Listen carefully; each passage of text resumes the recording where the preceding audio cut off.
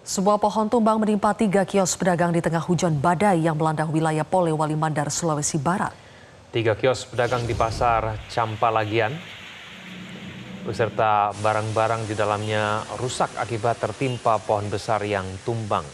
Kondisi ini terjadi ketika hujan lebat disertai angin kencang menerjang wilayah Polewali Mandar Selasa pagi. Para pedagang yang baru memulai aktivitasnya seketika panik dan langsung berupaya mengevakuasi barang-barang mereka.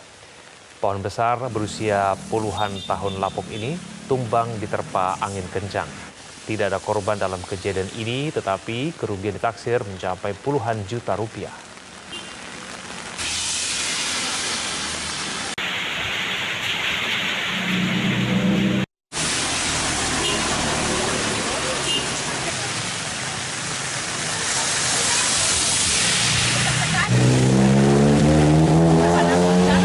Jelajahi cara baru mendapatkan informasi. Download Metro TV Extend sekarang.